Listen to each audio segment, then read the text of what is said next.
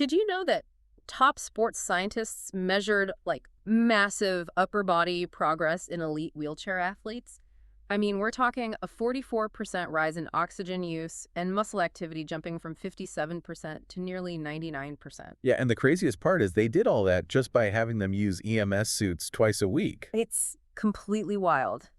Just a quick reminder before we begin, our content is for informational and educational purposes only and should not be taken as medical advice. Right, definitely not medical advice. But today we are embarking on a deep dive into a really fascinating stack of research. We're looking at a high-level blog post summary alongside this highly detailed 2023 peer-reviewed study. Yeah, published by MDPI in the International Journal of Environmental Research and Public Health. Exactly. And the team behind this is from the Division of Kinesiology at Silla University in Busan, South Korea. Which is important to note because South Korea has a really long, deeply respected track record in sports science. They approach physical therapy not just as, basic rehab, but as high-level performance enhancement. Right.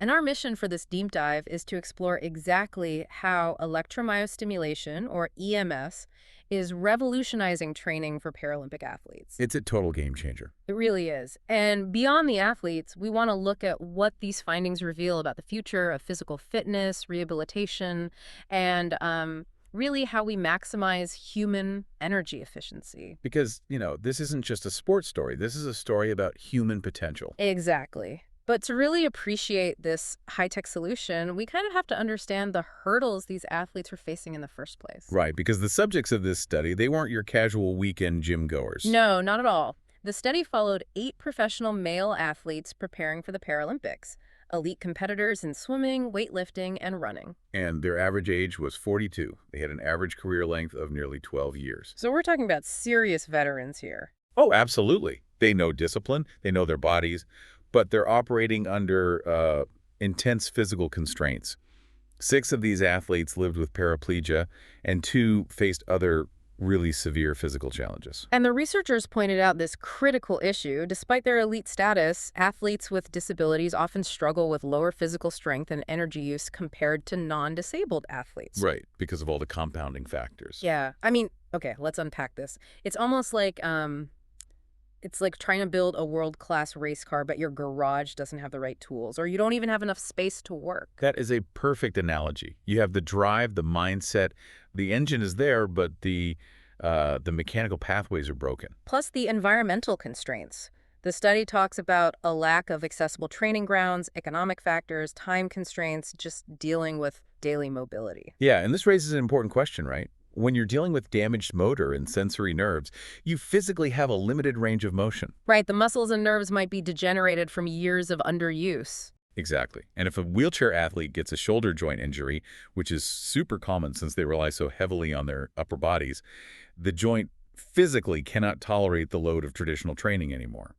So how do you safely train muscles that simply cannot execute a full, fluent, voluntary range of motion? Because traditional weightlifting, it requires that full range to break the muscle fibers down so they can build back up. But if your shoulder is compromised, bench pressing heavy weights is completely off the table. The brain sends the signal to lift, but the damaged nerve pathways just block it. Right. The body desperately needs a way to bypass those voluntary limitations to trigger muscle growth. Yeah. You need the muscle to do the hard work without putting dangerous strain on a fragile joint. And that is exactly where the South Korean researchers stepped in with the EMS suit. Yeah, their protocol was incredibly specific. 8 weeks, twice a week, for just 1 hour per session. Then picture this. The athletes wore this EMS suit while submerged in 40 degrees Celsius water. Which is about 104 degrees Fahrenheit, basically hot tub temperature. Yeah, and the stimulation targeted the pectoralis major in the chest and the triceps on the back of the arm. But wait, I have to ask about the water. Why not just do this on a standard gym bench? Oh, the water is crucial here. It serves multiple vital biological functions. First, the heat causes vasodilation, widening the blood vessels. So better blood flow right from the start. Exactly.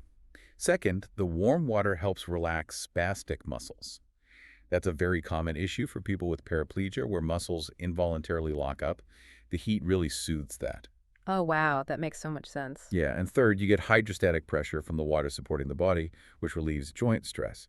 And technically speaking, wet skin drastically improves electrical conductivity. So the currents penetrate the skin much more effectively. Right. Okay, let's look at the electrical protocol itself. They applied a 25 hertz frequency for 15 minutes at a 10% duty cycle, followed by 5 hertz for 5 minutes at a 5% duty cycle. What exactly is a duty cycle? Good question. A duty cycle is just the ratio of time the electrical current is actively on versus resting.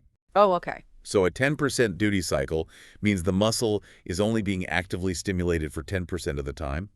The other 90% is rest, so the muscle doesn't just instantly cramp. Got it. And the 25 hertz frequency? That's the rapid pulsing designed to recruit the muscle fibers intensely during that brief active window. Well, here's where it gets really interesting for me, because when most people hear electromuscle stimulation, they think of, those late night infomercials. Oh, definitely. The ones promising six-pack abs while you eat chips on the couch. Exactly. So what makes this actual rigorous sports science? Well, the clinical reality is totally different.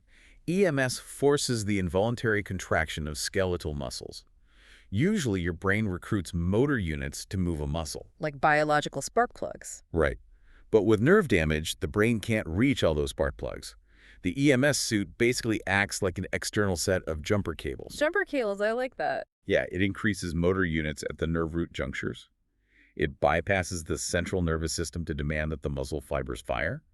And it even improves blood vessel flexibility.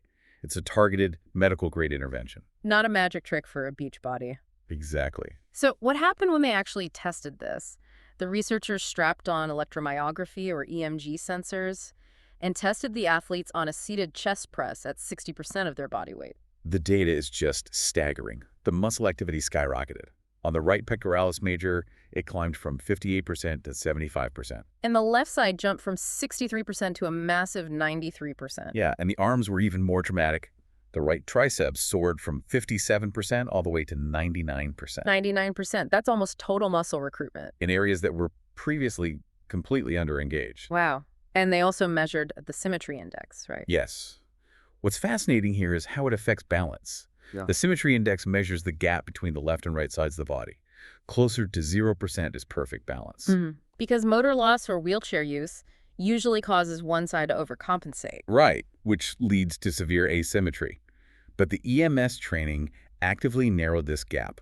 The asymmetry for the pectoralis major dropped from 13.13% down to 4.85%. That is a huge drop, and the triceps dropped from 9.12% to 3.63%. By artificially stimulating both sides evenly, the suit literally forced the weaker side to catch up. So what does this all mean for you listening? Whether you're a Paralympian or, honestly, just someone sitting at a desk all day, muscle asymmetry is the root of so many aches and pains. Oh, absolutely. Correcting it without heavy lifting is a massive breakthrough for preventing injury. But building that chest and arm strength, it requires fuel.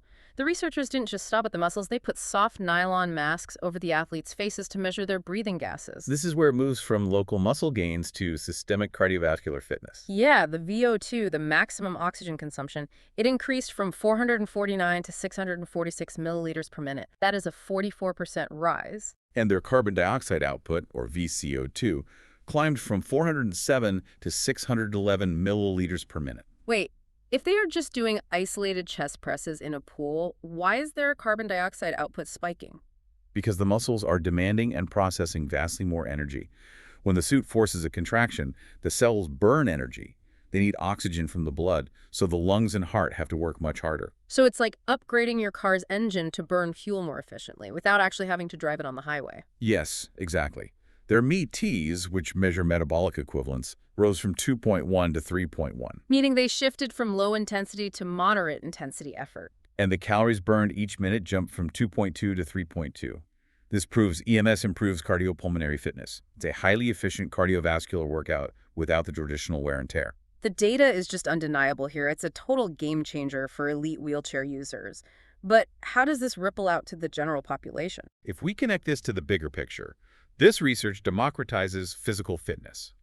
The study suggests frequent EMS use could replace conventional exercise for a huge variety of people. Like people who just lack time or dislike traditional gyms. Or those facing severe physical challenges. Think about sarcopenia, which is age-related muscle loss, or osteoporosis. Right, because traditional weight-bearing exercise can be dangerous or painful for them. Exactly. EMS generates high energy expenditure without requiring fluent motion. It's a critical tool to fight obesity risk factors in anyone with limited mobility. Think about anyone in your life recovering from a stroke, dealing with aging joints, or even just totally burnt out on traditional exercise. This science says there is another valid, medically proven path. It proves that metabolic decay isn't an inevitable consequence of restricted mobility. That is such an empowering takeaway. To quickly recap this incredible journey, 8 Paralympic athletes facing profound mobility challenges achieved up to a 99% muscle activity rate. And a 44% increase in oxygen efficiency. All thanks to an 8-week, science-backed EMS protocol. Knowledge is really about recognizing the tools available to us to optimize our health, regardless of our physical starting line. Absolutely. And I want to leave you with a provocative thought here. If a specialized suit and warm water can artificially stimulate the cardiovascular equivalent of a heavy workout for someone sitting perfectly still, how long until this technology moves from rehabilitation clinics to our daily lives? It's a wild thing to picture. Right. Could the workout of the future for an aging population or even astronauts in zero gravity be something we wear rather than something we do? Boy, I wouldn't be surprised at all. Well, before we go, make sure to follow Health Research Digest on Facebook for more health research papers that we reveal. Thank you for joining us on this deep dive. Keep questioning, keep learning, and we'll catch you next time.